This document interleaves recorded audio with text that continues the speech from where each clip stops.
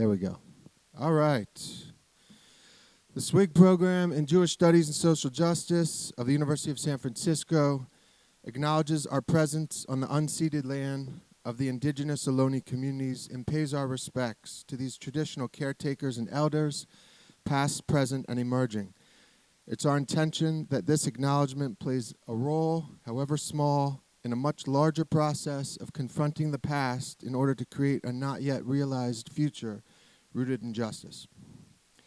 Welcome everyone to the first event of the spring 2024 semester of the USF SWIG program in Jewish Studies and Social Justice, where tonight we will learn with renowned scholar James Carroll, Bay Area giant Rabbi Beth Singer, and USF's own Professor Alexis Hare in an event titled Antisemitism and the Catholic Church, an Unfinished Moral Reckoning.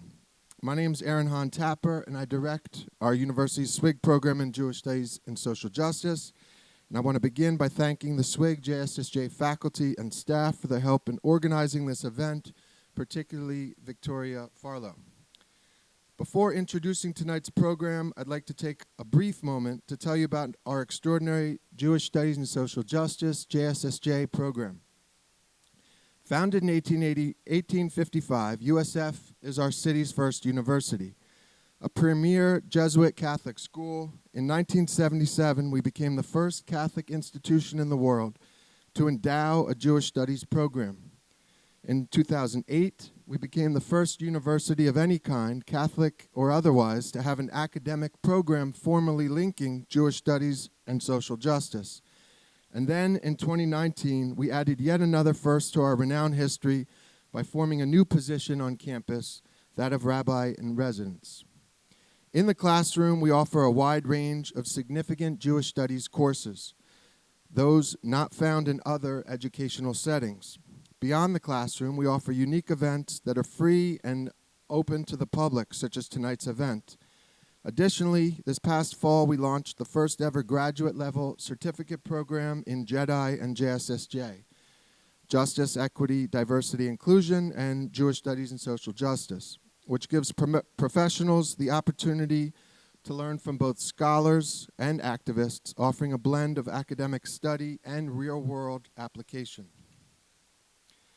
Through the SWIG JSSJ program, we believe that education is the best long-term way to create systemic change.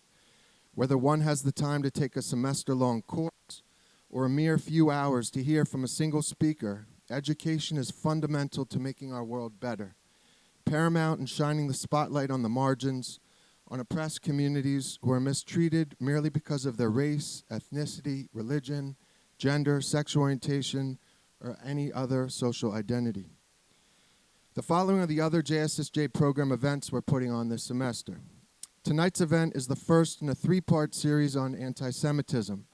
The second event in the series will be held in about 1 month, Tuesday, March 26th, and is titled White Supremacy, Anti-Semitism, and Anti-Black Racism. The keynote speaker will be Eric Ward, renowned community organizer and civil rights and racial justice advocate, and he will discuss the foundational connections between American anti-blackness and anti-Semitism. Following his keynote, Ward will be in conversation with April Baskin, a dedicated organizer and movement leader within the Jewish community for the last 2 decades, and it will be moderated by USF faculty member Professor Bradley Onishi, a scholar on what.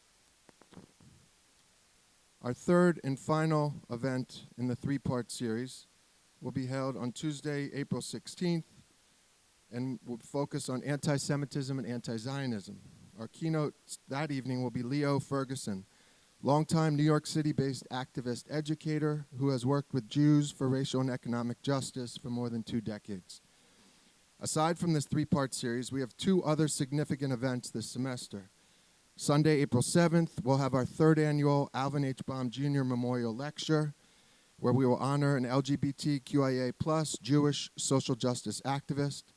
This year's lecture, A View of the Epidemic, Seeing the Face of the Divine, will be delivered by Mike Shriver, who has been involved in HIV/AIDS advocacy, activism, program development, organizational development, and public policy efforts over the last 30 years.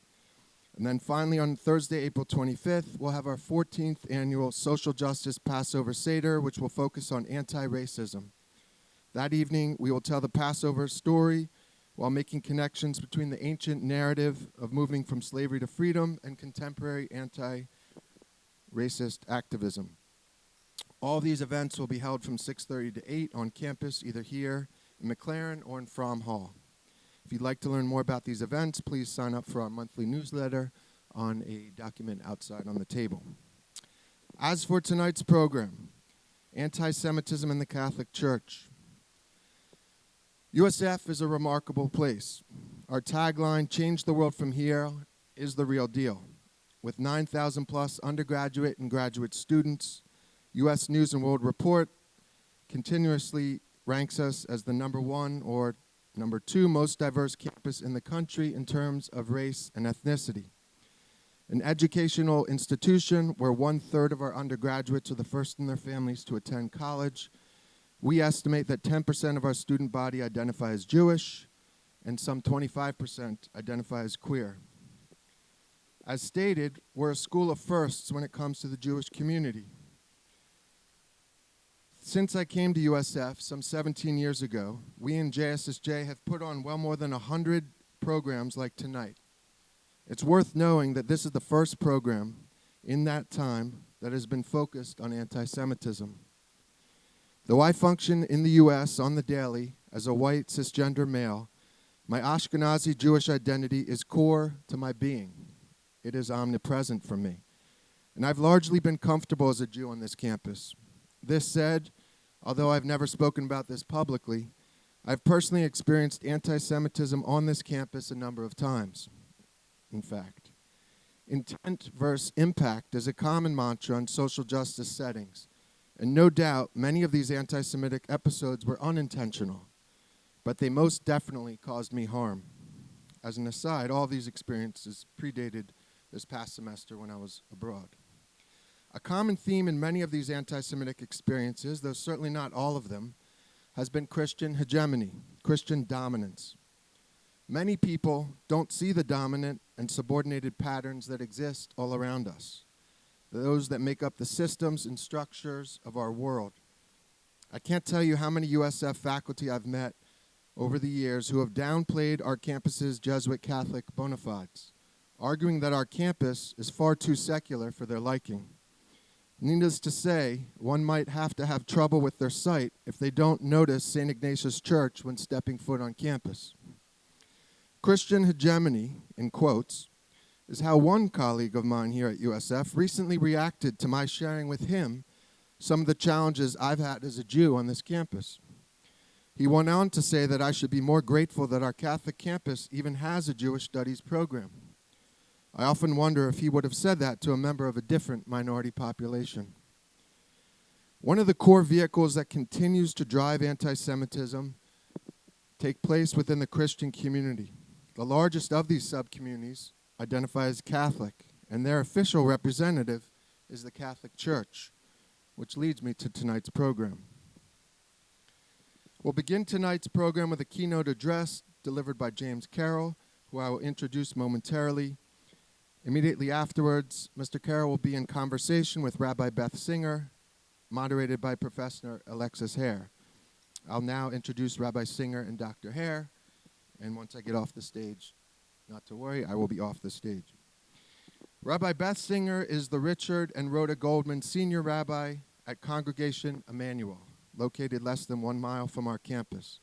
Ordained at the Hebrew Union College Jewish Institute of Religion, she also earned her undergraduate degree from Pomona College. Before coming to Emmanuel, she served as co-senior rabbi at Temple Beth Am in Seattle for 16 years, and prior to that was at 2 other synagogues. Her professional vocation has focused on worship transformation, pastoral care, and social justice work, especially in the realm of homelessness and at-risk youth. She has dedicated herself to making the world a better place for all people. Professor Alexis Hare, who will moderate the conversation, is a scholar of genocide, has dedicated her life to combating genocide and atrocity, and this passion has motivated her educational and professional pursuits, translated into a strong desire to prevent human rights violations. She received her doctorate in Holocaust history from the Strassler Center of Holocaust and Genocide Studies at Clark University, is the recipient of multiple prestigious fellowships and awards, and has authored books on the Shoah, Holocaust, the genocide in Rwanda, and the genocide in the Sudan, among others.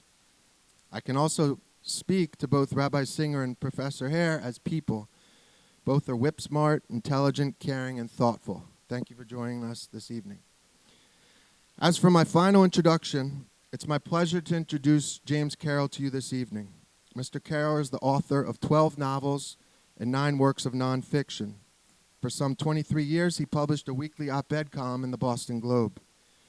The son of an Air Force general, he has often focused his writing on the subject of war and peace, beginning in 1972, when he was honored with the first Thomas Merton Award. His novels take up World War II, Vietnam, and the Cold War. His 2 novels about the Irish conflicts have reappeared in multiple editions.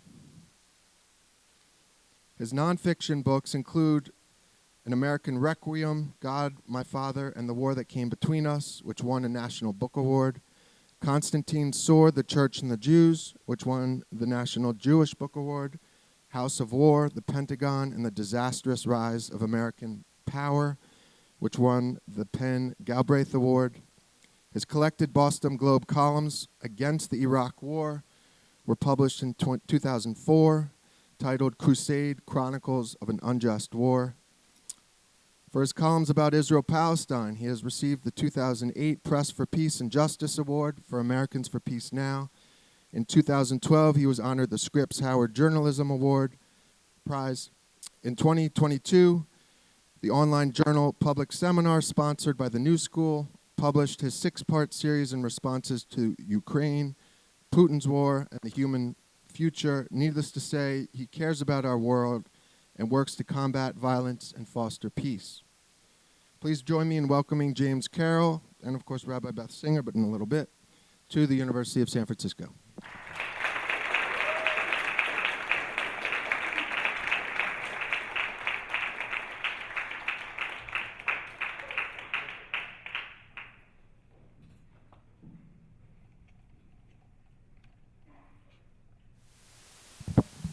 Can I do this without dropping it?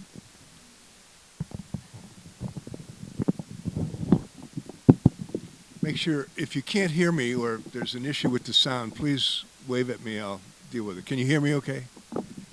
Great.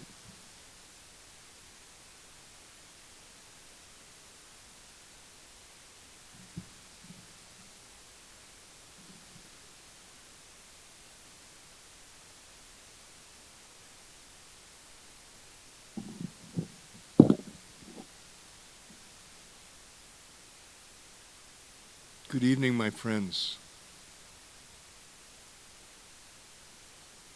Aaron, thank you very much.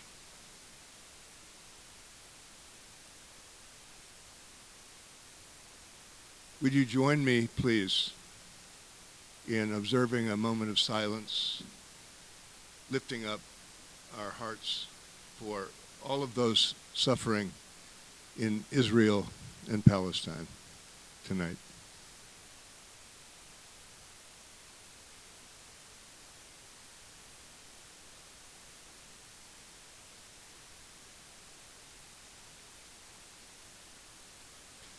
Antisemitism in the Catholic Church, an unfinished moral reckoning. I want to begin by acknowledging the honor it is for me to be here with you, addressing this urgent question. I want to thank Professor Tapper for his warm welcome, your invitation, the honor you've done me. I want to thank Professor Hare and Rabbi Singer for the honor you're doing me and all of us by having this conversation. Half a century ago, I had the privilege of lecturing here at USF as part of this great university's programming against the war in Vietnam. I have valued USF ever since. And the SWIG program in Jewish Studies and Social Justice is a perfect example of why I have done that. My life as a reform-minded Catholic was sparked, you could say, by the start of the Church's moral reckoning with anti-Semitism. My subject tonight is the unfinished character of that reckoning. But the start of that reckoning was a turning point in history and in my own life story. I was a young seminarian training to be a Catholic priest during the Second Vatican Council, which you probably recall, took place between 1962 and 1965. The Catholic Council, a meeting of all the world's Catholic bishops in Rome, had its most momentous achievement in one of the declarations that most severe and most serious gathering of Catholic teachers. In its declaration, Nostre Aetate, putting it in Latin means you know it was Catholic. Nostre Aetate means in our time. And it was a declaration about the Church's relationship with the Jewish people. And its core affirmation was to renounce the so-called Christ killer charge, a slander against the Jewish people. This declaration, saying that the Catholic Church no longer would tolerate charging the Jews as the murderers of Christ, was the Catholic Church's attempt to reckon with what had been laid bare by the Holocaust. Christianity's complicity with the mass murder of Jews required that confrontation with a core doctrine of the Church that had underwritten anti-Judaism and anti-Semitism for almost 2,000 years. Nostre Aetate was the linchpin of Catholic reform, the beginning of the most important and significant changes in Catholic life and thought in 500 years. It advanced the magnificent Catholic-Jewish dialogue that it was my honor to be a part of as a young priest, and then for many years after I left the priesthood as a Catholic writer. But my subject tonight takes up, as my title puts it, an unfinished moral reckoning.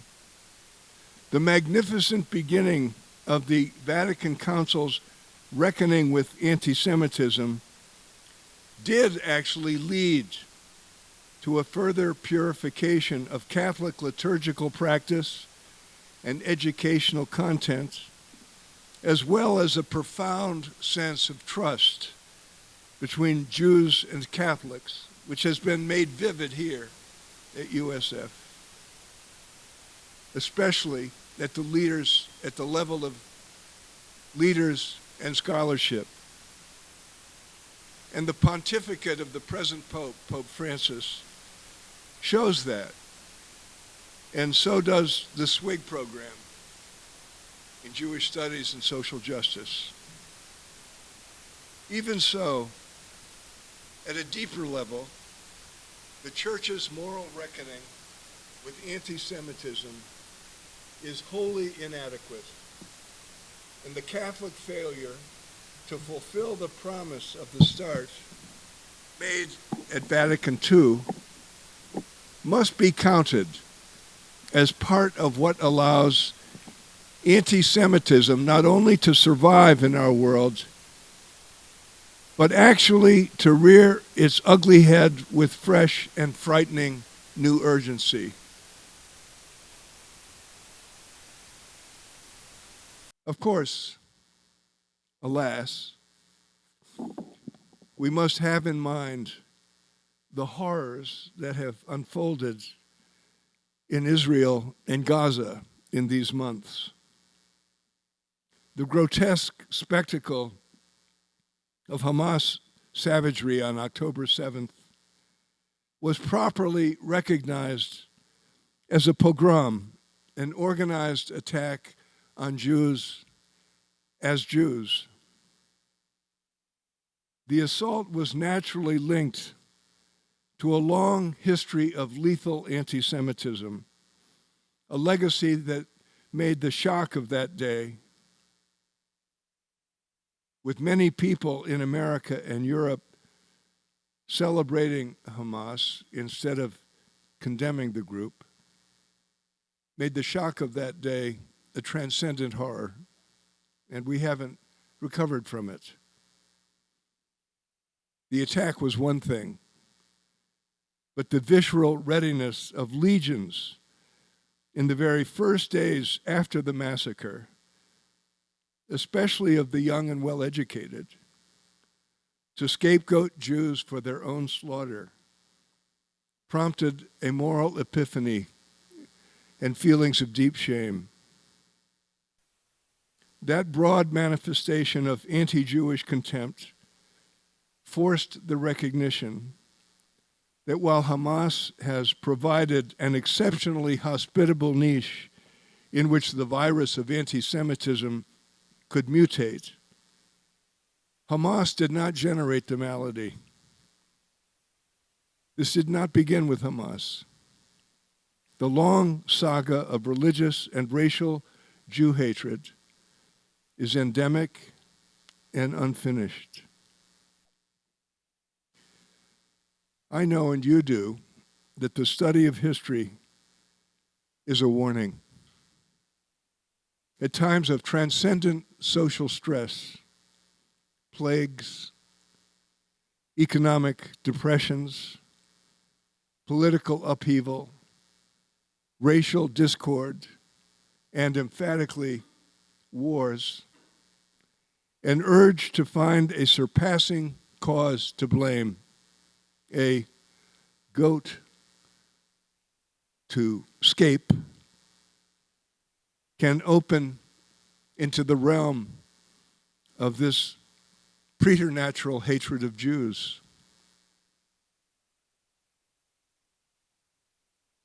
We also know that there are no direct lines of causality in history.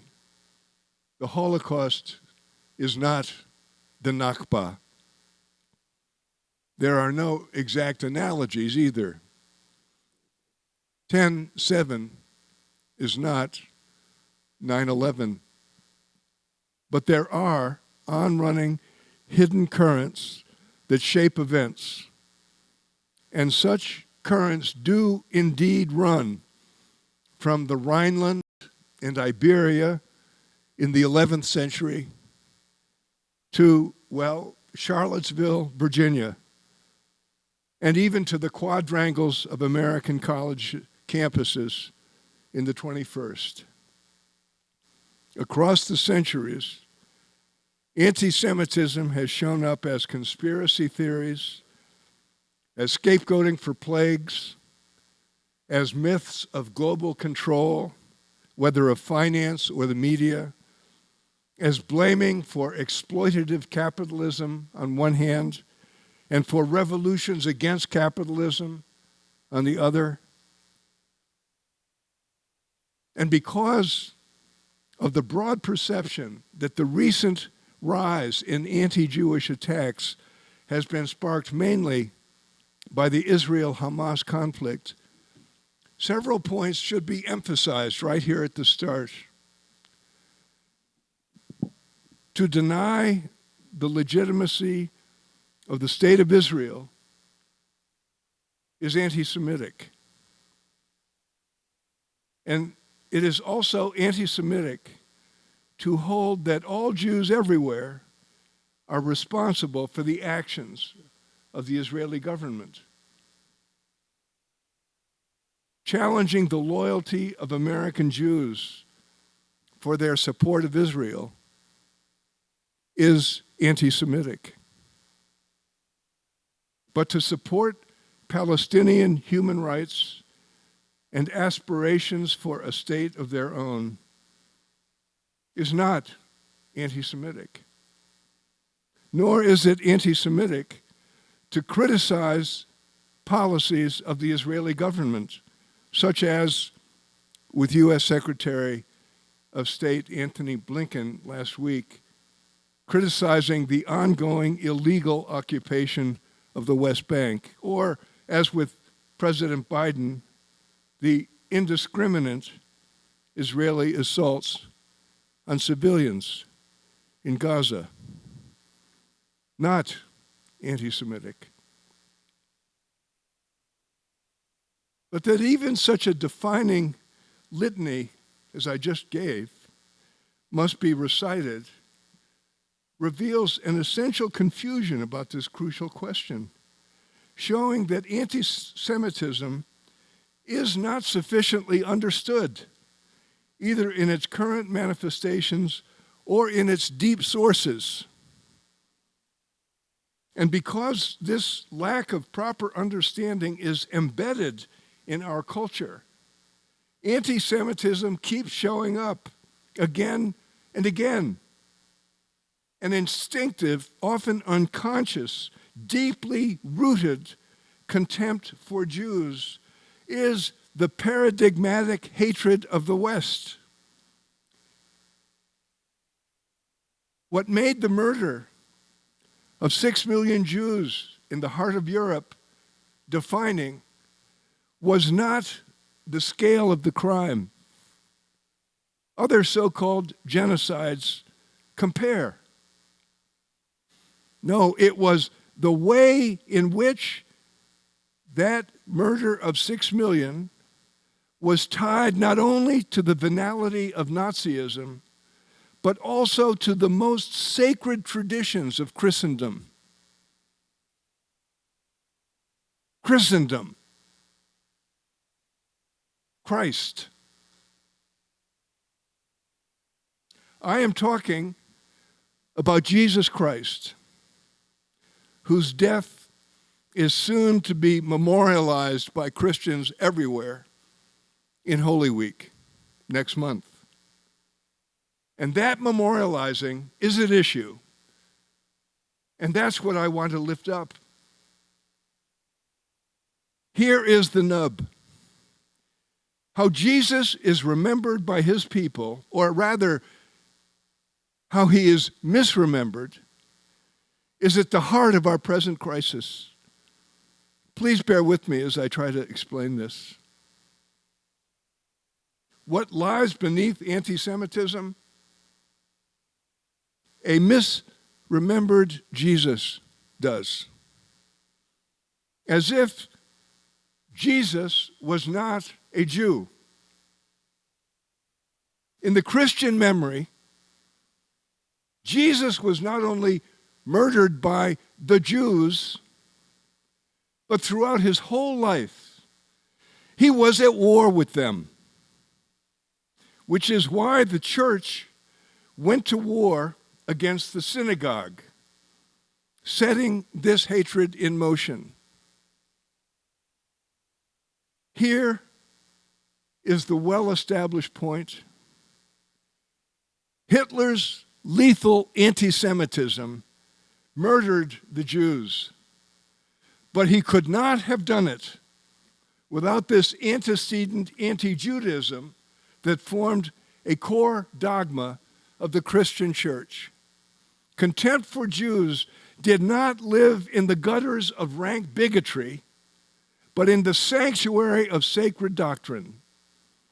And rooting that doctrine, the idea that the church had replaced the synagogue in God's favor, supersessionism, replacement theology, divine rejection of the Jews, call it what you will. Beneath that is a particular understanding of Jesus Christ that has yet to change. This problem belongs not just to the church, it belongs to the West, our civilization, which took the structure of its imagination from this innately anti-Jewish Christian faith. And because it did, there are, you could say, spoiled genes in the DNA of our whole civilization, a bug in the software, if you will. This disorder boils down to an us against them division of the human species that, unlike other tribalisms, other conflicts between nation groups, or geopolitical spheres of influence, this conflict is claimed to be willed by God. And the sources of this sanctified Jew hatred are in the gospel. The Christian narratives about the life and death of Jesus. Matthew, Mark, Luke, and John. Buried in the subconscious of Europe and America is a structure of imagination that still expressly pits Jews against others precisely because the religious imagination of contemporary post-Holocaust Christianity still pits Jesus Christ against the Jews. The first source of this antagonism, of course, is that complaint that the Jews murdered Jesus, a charge that, despite Nostra Aetate and the myriad positive adjustments of Catholic and Christian teaching that Nostra Aetate led to, despite all that, that charge, Christ killers, will be uncritically repeated in Christian churches all over the world next month in Holy Week. The Jews cried out, "Crucify him." The Jews cried out, "Let his blood be upon us and upon our children."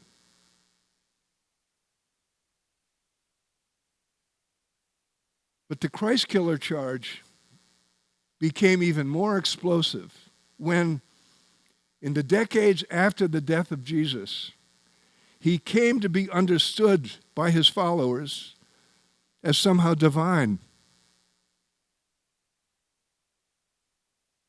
Jesus was of God. The incarnation, we call this. Jesus is the deity. Therefore, Jews are the deicide people. Deicide, a word coined by a Christian bishop, Melito of Sardis, who died in the year 180. The murder of God is a cosmic crime, impossible to adjudicate. Jewish villainy is unique and transcendent. This slander still undergirds Christian perceptions, even if mostly unconsciously. But there is another problem, less sensational, but perhaps even more damaging, and still unreckoned with. The portrayal of Jesus in memory and in gospel as if he were some kind of Gentile. You've seen the pictures, the long flowing brown hair, his Aryan features, his head never covered. Jesus was not a Jew. He came to his own home, as the Gospel of John puts it, and his own people received him not. Right there. Jesus against the Jews. This is the defining bipolarity of the West, a God-sanctioned anti-Jewish narrative that generates the Gulf Stream current out of which flow the us against them bipolarities that bedevil our history. And of course, this is false. The only ones who received Jesus in his lifetime were his own people, Jews. Jesus himself was a devout Jew. We would say an Orthodox Jew. The God he worshiped was the God of Israel, Shema, the prayer he said 3 times a day, every day. For contingent reasons, complicated reasons, too complicated to go into here, the texts that his early followers wrote about Jesus in the decades after his death, the Gospels, incorporated their late first century conflict with Jesus rejecting Jews into the early first century story of Jesus, a conflict of which Jesus could have known nothing. The Gospels, which were of course written by Jews, derided the enemies of Jesus as the Jews, a phrase that actually means those Jews who disagree with us Jews about who Jesus was. We're all Jews in this. And then soon enough, again for contingent historical reasons, the Gentiles, non-Jews, around the Mediterranean world came to dominate the Christian movement by the middle of the 2nd century. And they read those texts as if Jesus was not himself a Jew. That is to say, the Gentile-dominated Jesus people misunderstood their own foundational texts, partly because they didn't even fully appreciate that those texts that demonized Jews were written by Jews. And so, of course, given the crimes they were understood as having committed, the Jews had to be punished. And one way that happened was through a God-willed ontological denigration of the Jewish people that was made visible, for one thing, by their status as essentially homeless.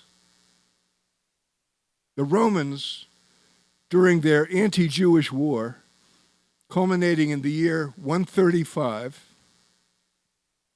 had banished the Jews from Jerusalem and the land around it, but the church made that banishment a permanent matter of theology as tangible proof of the claims made for Jesus. The Jews, because they rejected those claims, were condemned to permanent exile. The wandering Jew. And the visibility of their homelessness, the fact that you could see it, was the point. Jews, that is, were forbidden by God ever to be at home in Israel.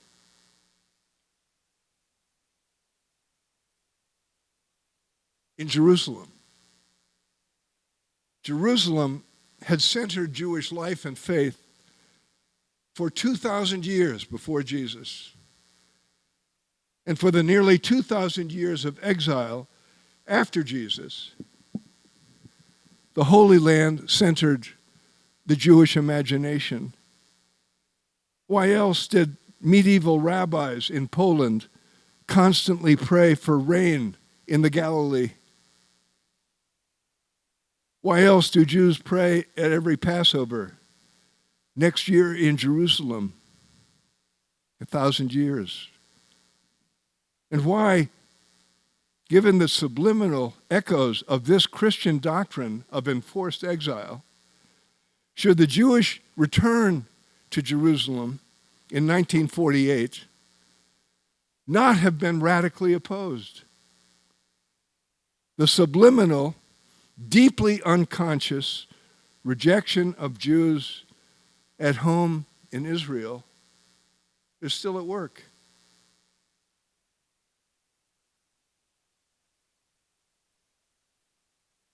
The negative-positive bipolarity, Jesus against Jews, church against synagogue, so gripped the mind of Christendom that it eventually licensed the Crusades, a millennium after Jesus, with now Muslims being paired with Jews as Europe's negative other. You remember this from the history you've studied. The Crusades were a multi-century holy war against the infidel far away. But first, they were a war against the infidel near at hand. The very first European pogroms took place in the spring of 1097. Marauding crusaders with the cross on their tunics and on their shields, on their way to the Holy Land, first attacking Jews, killing thousands in Cologne and Mainz and other cities along the Rhine, all in the name of Jesus, their enemy. Gripped by millennial fever, what those attackers wanted was Jewish conversion to Christ. Jewish refusal to convert became intolerable, for an ultimate Jewish conversion had come by the millennium to be theologically defined as the millennial prerequisite for the longed-for return of the Messiah. Unconverted Jews are the obstacle to the fulfillment of history. And once that happens, the Jewish refusal to convert became a cosmic source of Christian anguish. What we're tracking here, and thank you for bearing with me, but what we're tracking here is theological contempt. The deicide charge, the wandering Jew, and now a third transcendent justification for divinely sanctioned contempt. The people guilty of the cosmic crime, murderers of God, had become the people representing the cosmic obstacle to the millennial fulfillment of God's plan for all creation. Embedded below this doctrine, of course, was yet another unconscious reality. Because Christian claims made for Jesus as the longed-for Messiah were based on readings of Jewish prophecy, the Hebrew Scriptures predicting the coming of the Messiah, Christians reading those Scriptures to say that's Jesus, the ongoing Jewish refusal to affirm that, to accept those claims, posed a mortal threat to Christian faith. You say your faith is based on the Jewish texts and what the Jewish people longed for, but the Jewish people say no. How can it be true? The infidels of Islam posed no comparable threat, and neither centuries later in our own time would secularism. No, the Jewish threat rejecting Christian claims for Jesus, was and is mortal. And it had to be eliminated. Jews had to convert. It was simple. Jews had to accept baptism.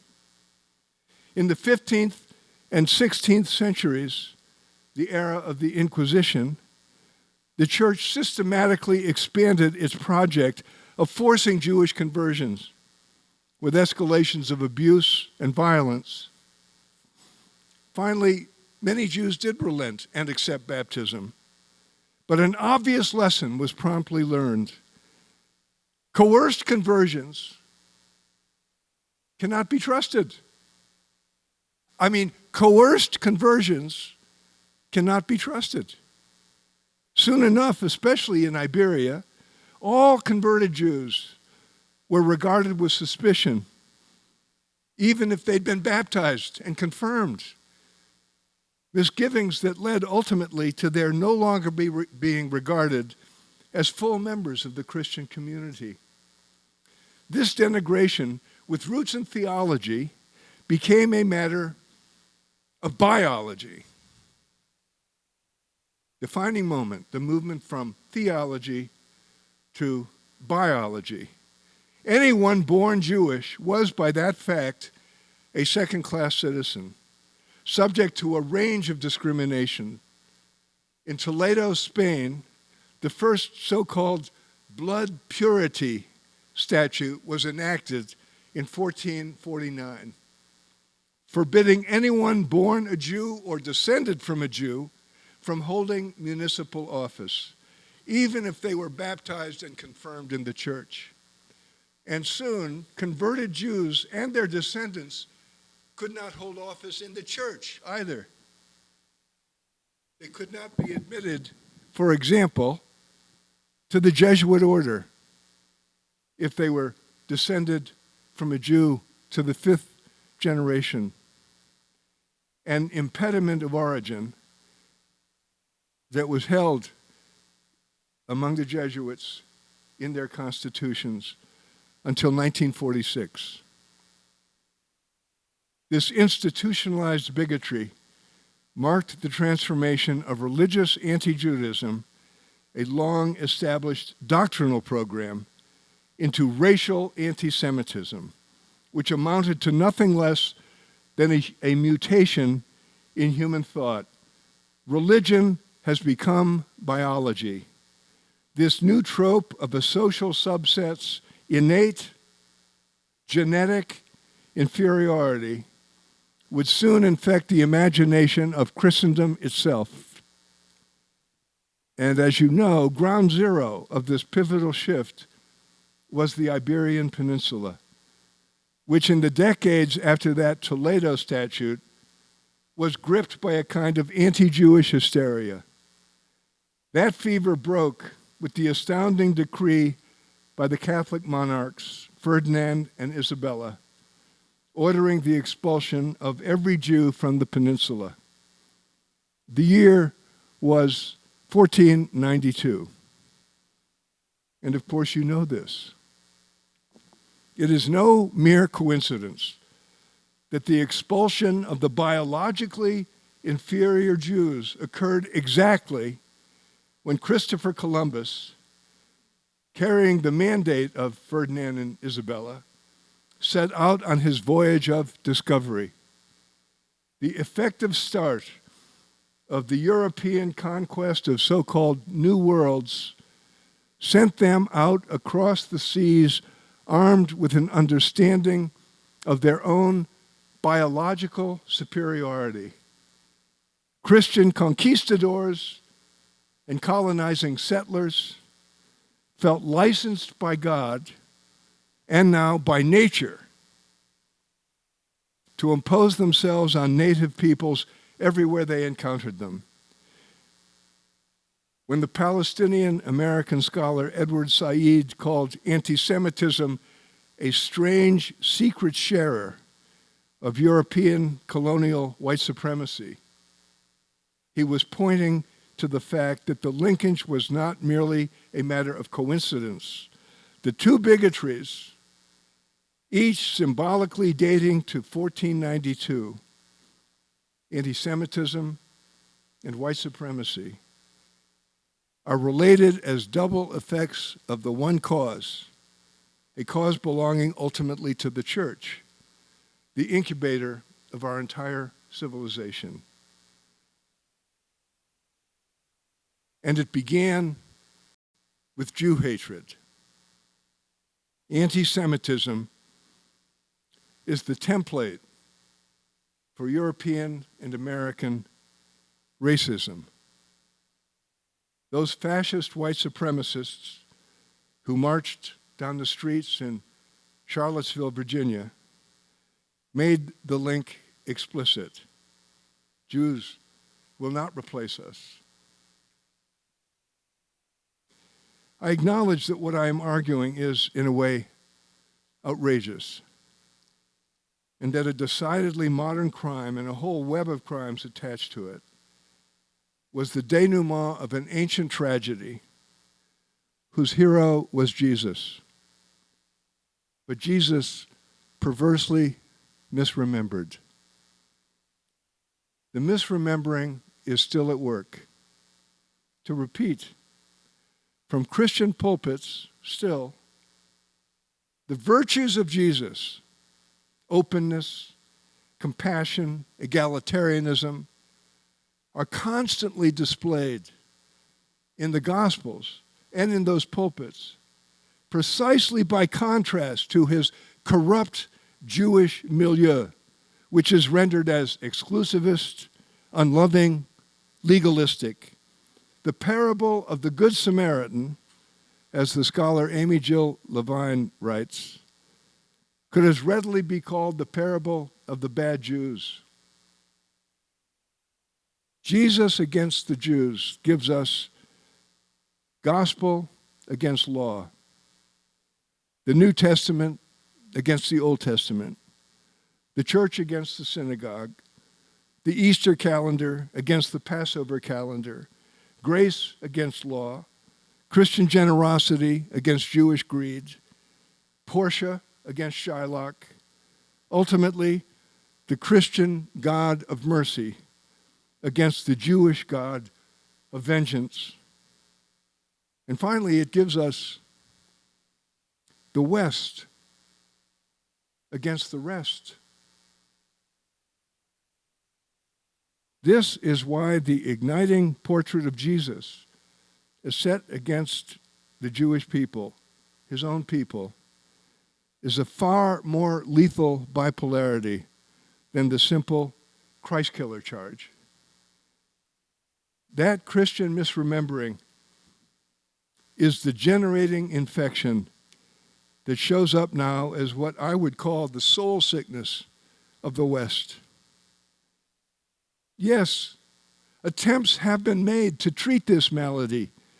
The already noted Vatican Council declaration Nostra Aetate, renouncing the Christ killer charge. And to take another example, the momentous renunciation by Pope Francis in 2015 of the Catholic mission to convert the Jews. No more converting the Jews, imagine.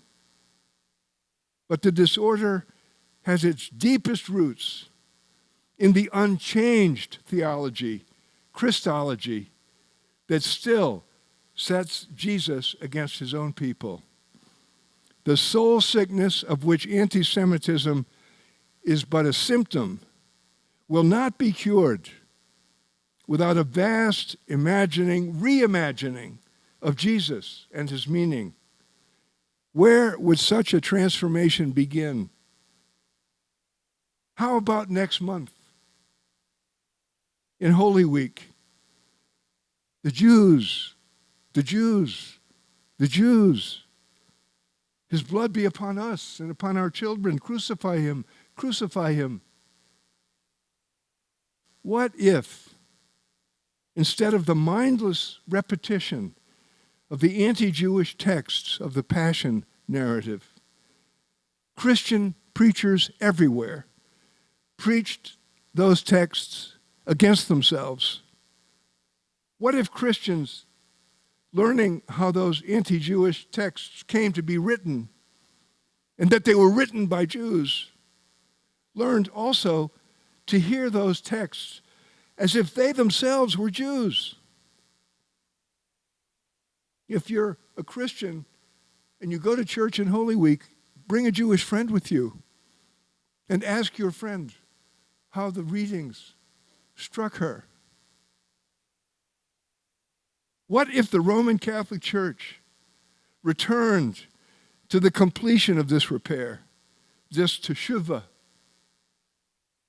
and put it at the very top of its moral agenda, understanding now more than ever the consequences of its failure to complete this? Above all, what if Christians actually and really assimilated the knowledge that Jesus Christ was not a Christian? Period, full stop. Jesus was a Jew. If we had not forgotten that, the history of the last 2,000 years would be very different.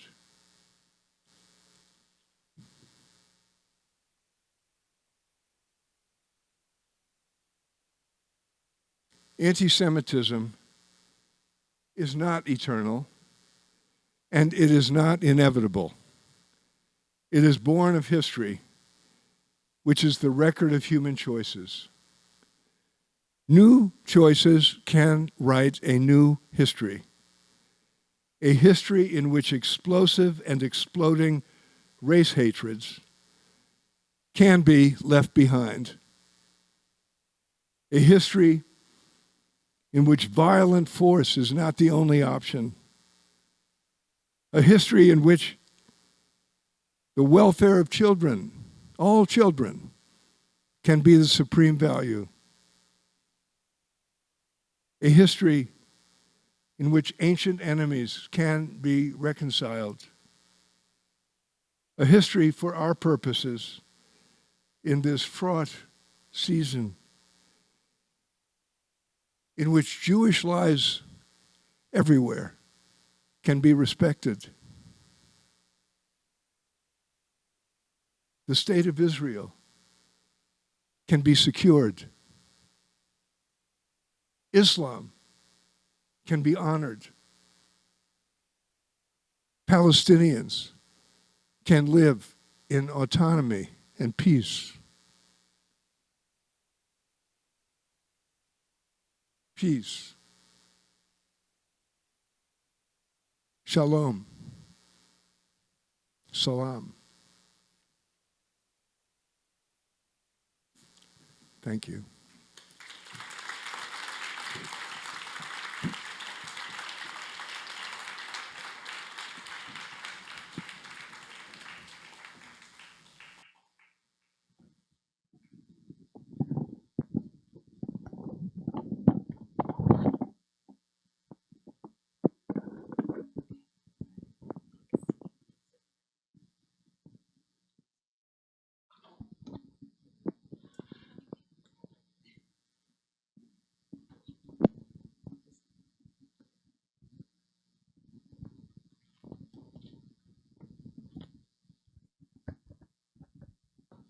All right.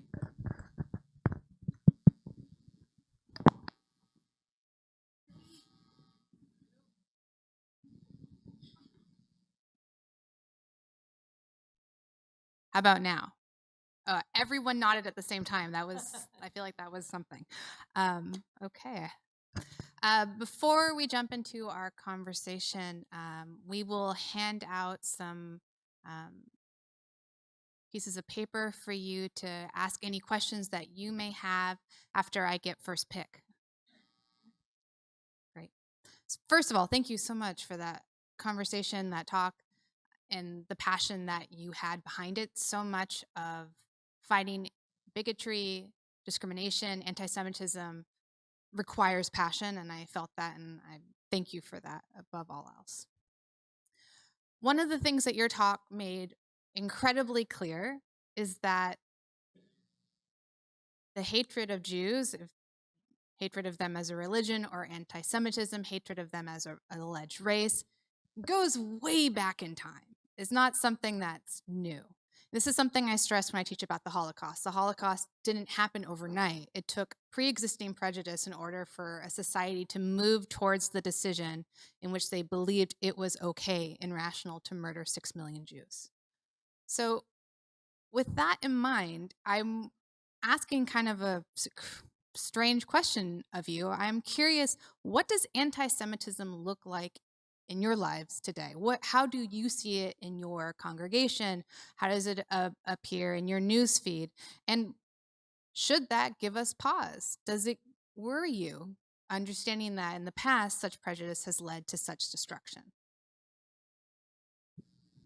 Alexis, is this microphone working?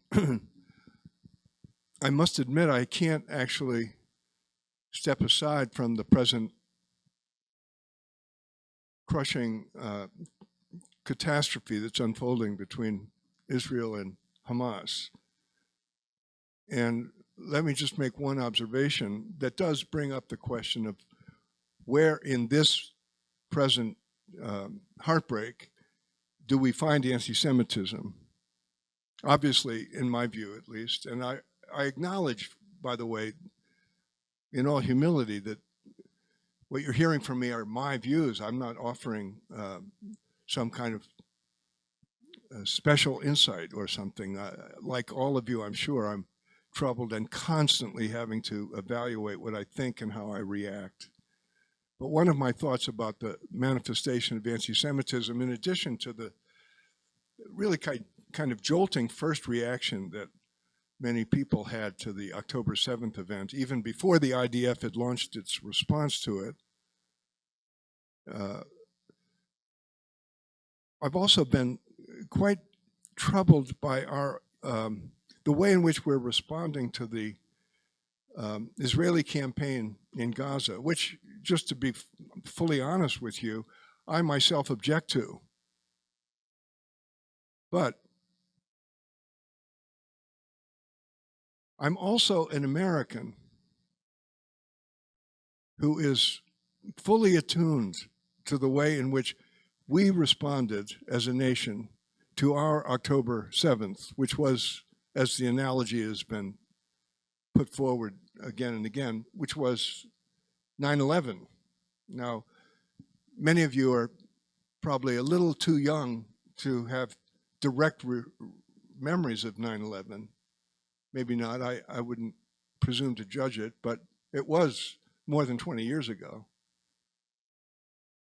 The United States of America launched an 20-year-long war in response to 9/11 that was misbegotten, driven more by irrational, unconscious, and vengeful forces and fears that led us into a horrible 2 decades of atrocity. And the United States of America was not subject either to the media sensation or the media focus or the moral judgment that Israel has been confronted with now. Now, again, I'll repeat, I object to the IDF campaign. But I do wonder why, not so much why Israel is being criticized for its campaign, but why it stands alone as a nation being held to a different standard than the United States of America has been. We still have American military forces in 80 different countries. We're still conducting a war against terror. According to the Brown University Costs of War Project, the United States of America's war on terror, Iraq, Afghanistan, other countries, led directly to the deaths of almost 1 million people, indirectly to the death of many more. Is it anti-Semitic to hold Israel to a special standard? As I recall it, as I've studied it, the Zionist wish for the Jewish state was that it would be a normal state, like other normal states.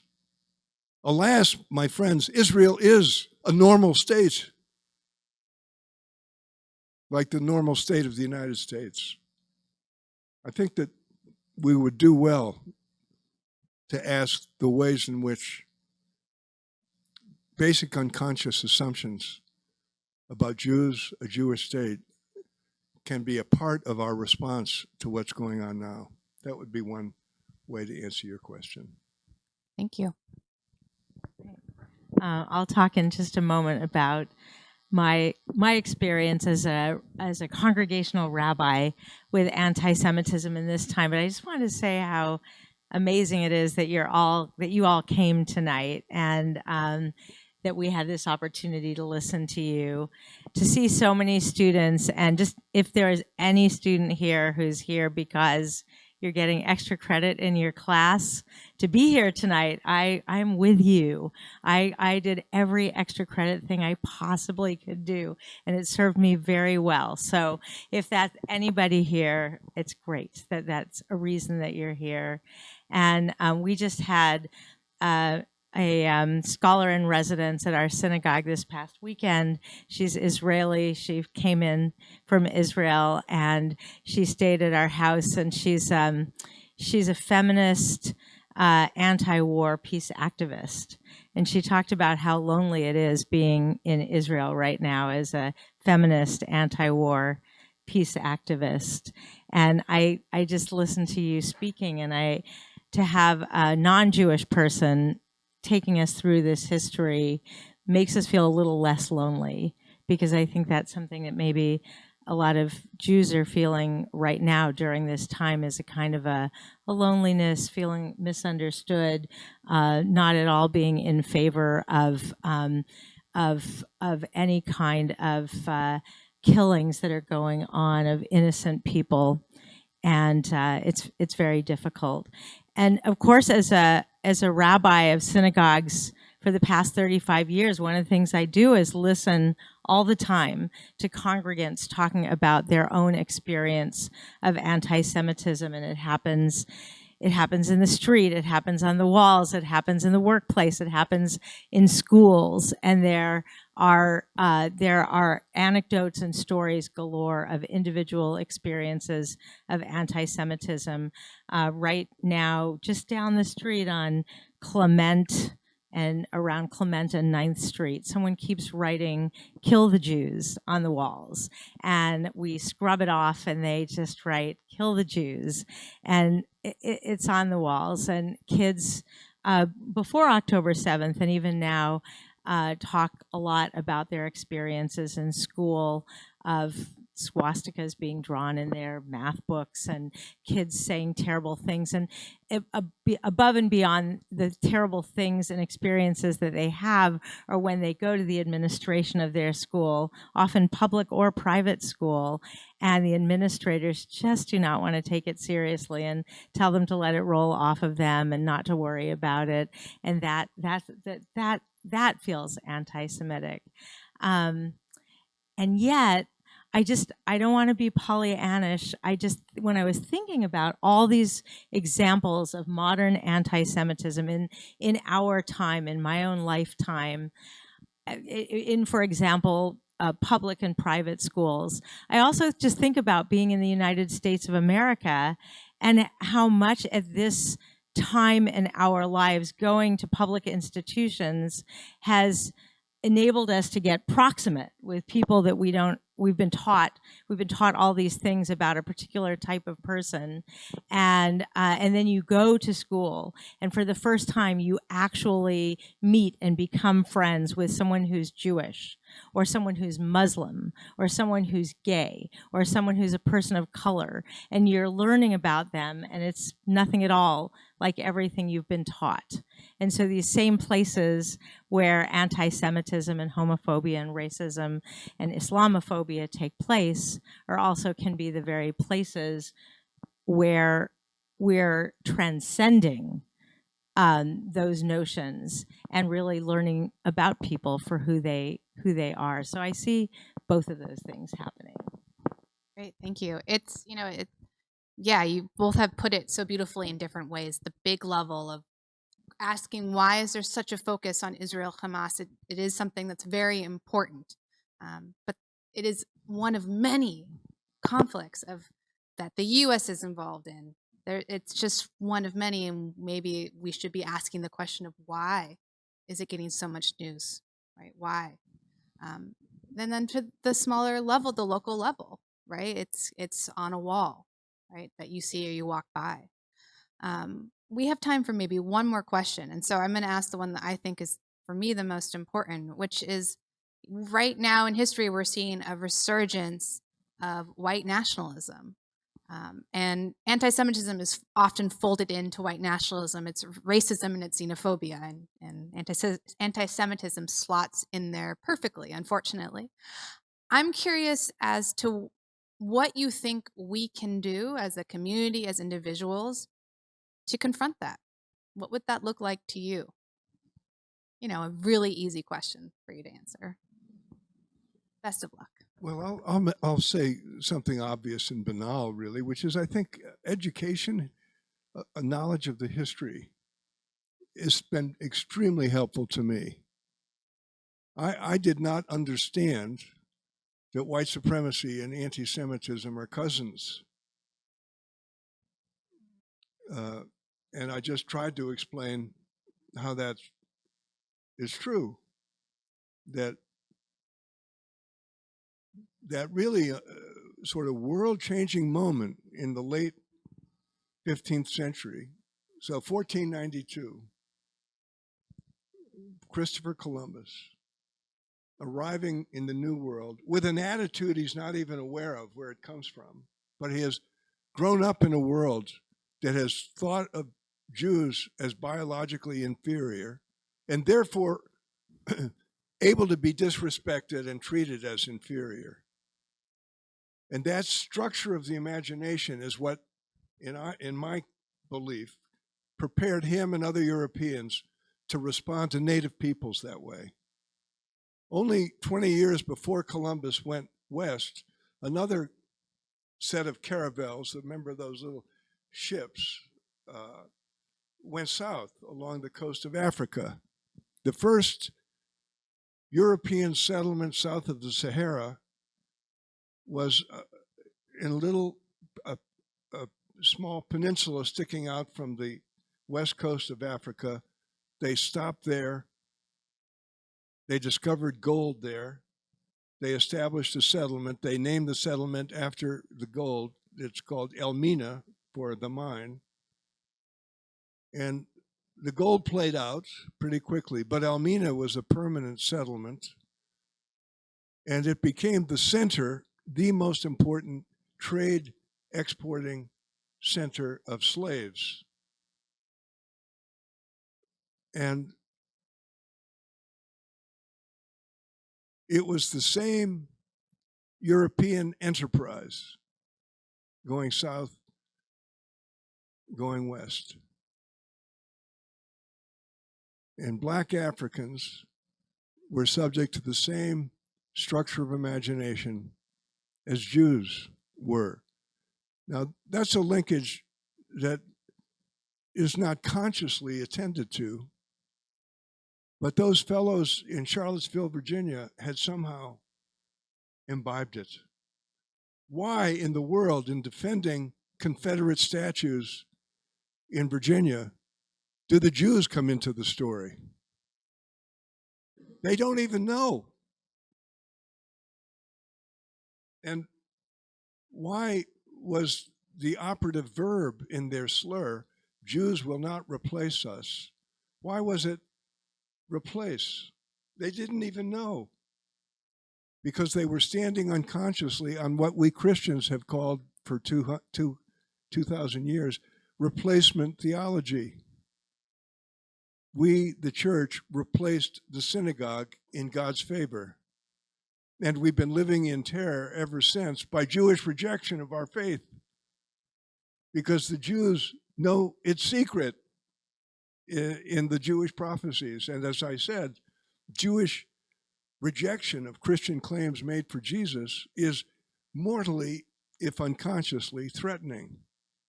Those white supremacists in Charlottesville are Christians. And one of the bizarre things, in my view, about white supremacy and the ferocity of it is that it's cloaked in belief in Jesus Christ.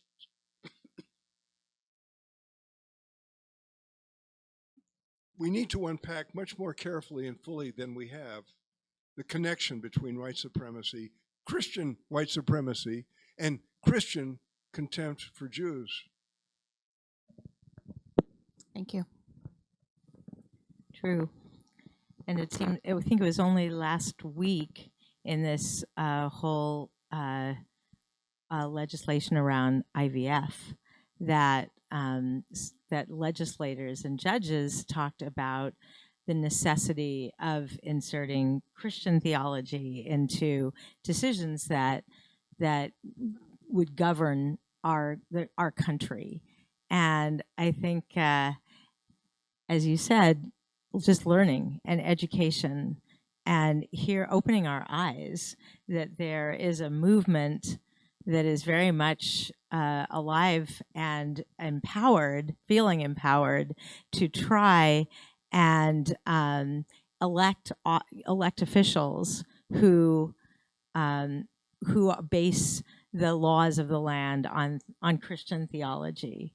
And it's not something we'll ever be able in the future to say, oh, we had no idea. It's really out there. It's very in public. And it's something that all of us as citizens who vote and citizens who can write op-eds in the paper and students in school need to shine a light on it all the time and be very aware that strain is out there. And that this country is a country of refugees and immigrants and people of all different faiths. And that's what's so amazing about living in this country, that I don't want the Jewish faith to dominate this country. I don't want any faith to dominate this country. I just want to be able to live in this country and practice my faith or not practice my faith as I do. And it's going to take all of us, I think, really exposing it and pushing against it to keep that group from prevailing and with their vision of this as a white Christian nationalist country. Thank you. That's very interesting. Got some questions from the audience. Okay, the first is, why the increase in anti-Semitism on the left in recent years? You thought my questions were hard. Well, first of all, let me just say,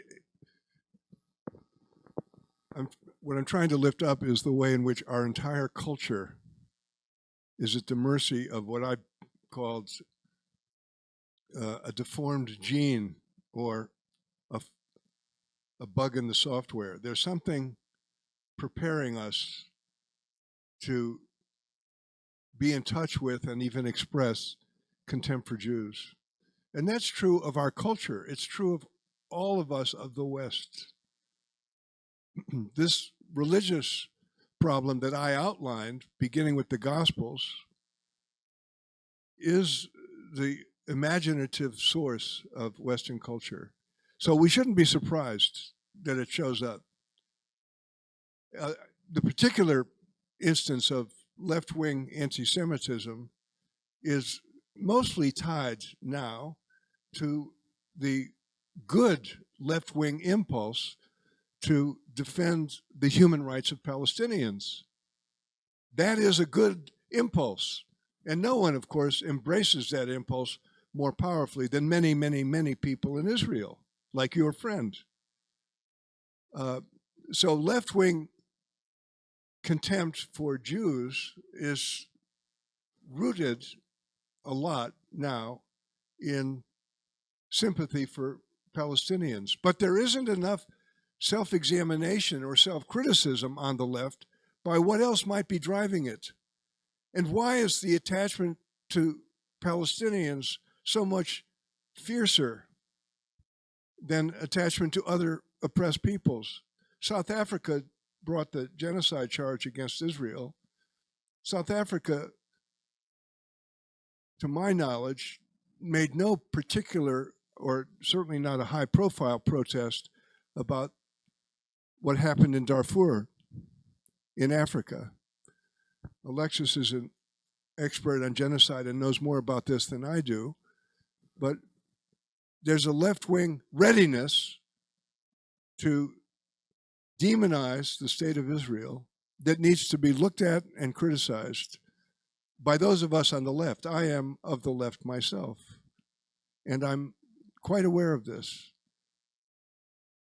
On the left, one can even raise a question about lifting up the problem of anti-Semitism, as if to be concerned about anti-Semitism is, by definition, to be uncritically in favor of the government of Israel and its policies. We worry about anti-Semitism as a way of deflecting criticism of Israel. No, not at all. We worry about anti-Semitism because it's the paradigmatic hatred. All the worst hatreds are somehow connected below the surface to this hatred.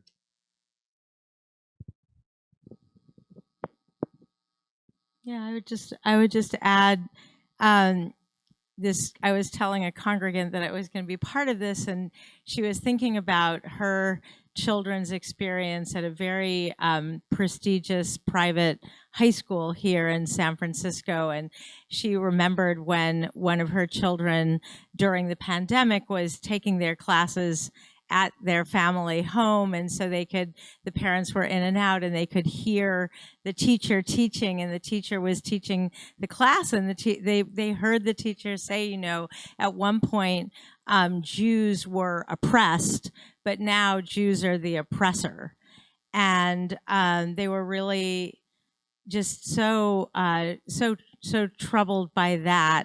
And I think that is a kind of taken over as a group think in not only in colleges and universities, but in high schools now, and even in middle schools. And even, we heard this story about the woke kindergarten project, and one of the math questions is, if you took all the money that Jews are using to destroy Palestinian lives and you put it to this, how much money would you have?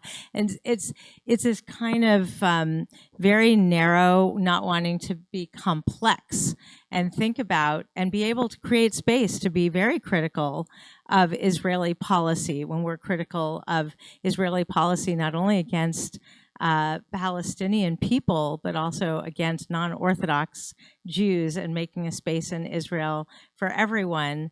And I think right now this sort of stream of very narrow thinking has just kind of taken hold, and we can only hope that over time people will return to their senses and want to look critically at all of the different forms of oppression, and not cut Jews out from the idea that Jews are also oppressed, and Jews there are Israelis who can be oppressive and Israelis who are not oppressive. Yeah, I think the point here is that anti-Semitism is a shade of discrimination. It's one of many types of racism, bigotry, and oppression. And the reality is it's unfortunately seems to be a human impulse to consider ourselves in relation to others. And it's something we should be concerned about, no matter what side of the aisle you're coming from. If that's the impulse, we should be asking questions about it. We only have time for maybe one last question. So I'm going to ask it and hope you can help us answer this one. So this person said, as a Christian raised in this faith and hearing this discussion, is there hope for the reconnection of God's children, all of them, and the greatness or the Genesis to forgive? Do you think we can find a way to align our beliefs and love for our shared God without historic animosity? I just start by saying I love that question. It's such an important question, and in my personal experience, that's growing up and going to public school and going to college, where I just met so many different people of so many different backgrounds. My closest friend in elementary school was Catholic, and I have no idea what her parents said about Jews in their home, but we became friends, and I do believe that there's a whole larger part of American culture that encourages all of us to be who we are, to embrace our form of faith or our ethnicity or our beliefs, and to create space and tolerance, and to be, as I said, to be proximate with people who hold different beliefs and different ideas. And we probably don't have time for this, but I've read, and I was just fascinated because I've gone to churches and sat through church service where these passages, and I'm kind of sitting there and they're talking about the Jews, and I'm feeling a little self-conscious, on Sunday morning. But and maybe this is just too far afield.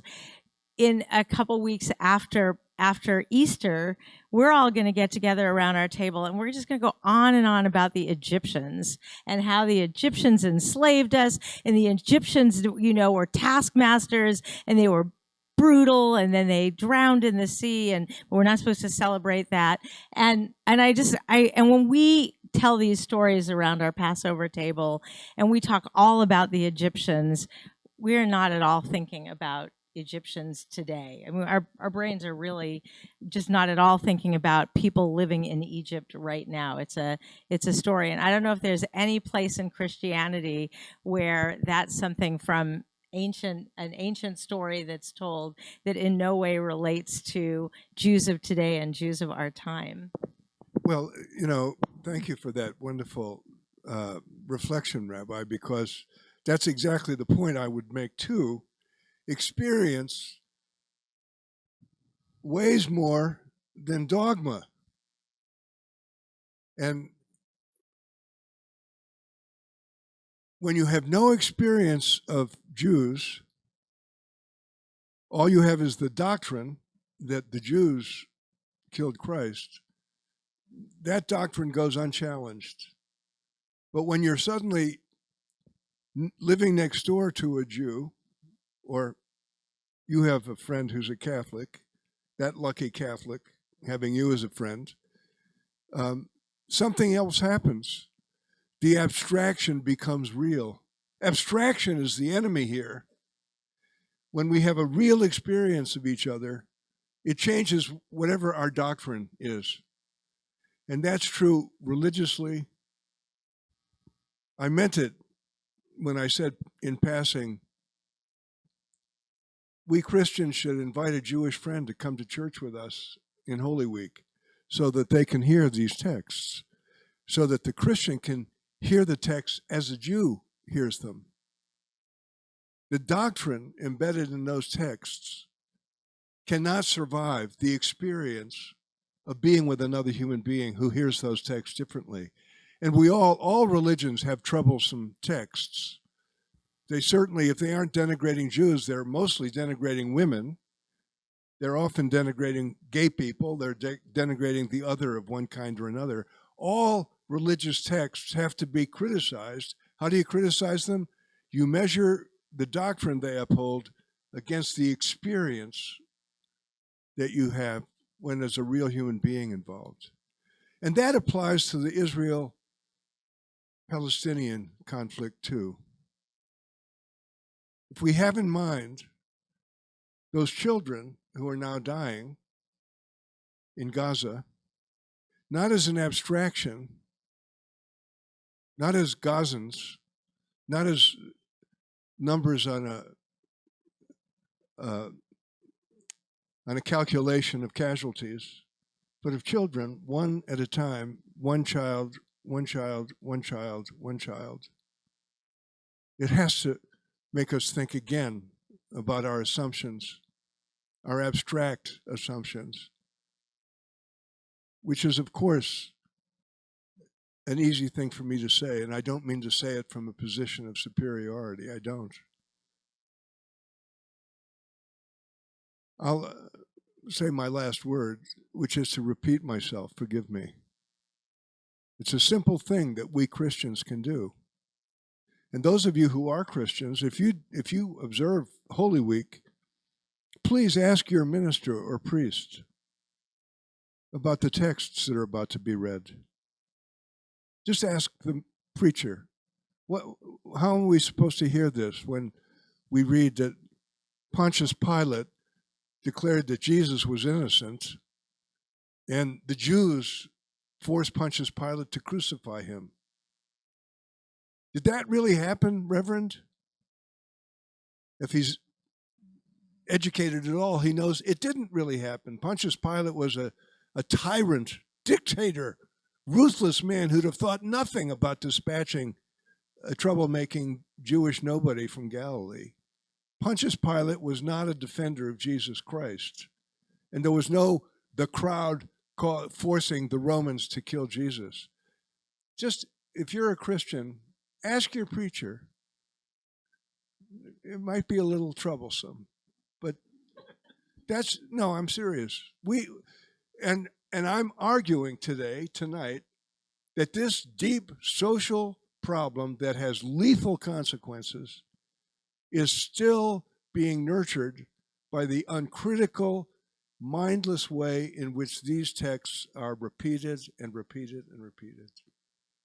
I told you I was repeating myself, and I apologize for that. But let me also, my last word is to thank you and to lift up this example. What the Swig Center is doing here is exactly an example of what must be done on all of these issues: theological reform, peacemaking.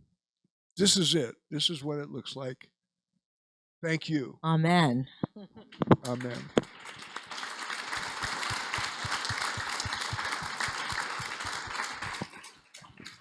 Thank you so much for joining us. Have a wonderful rest of your evening.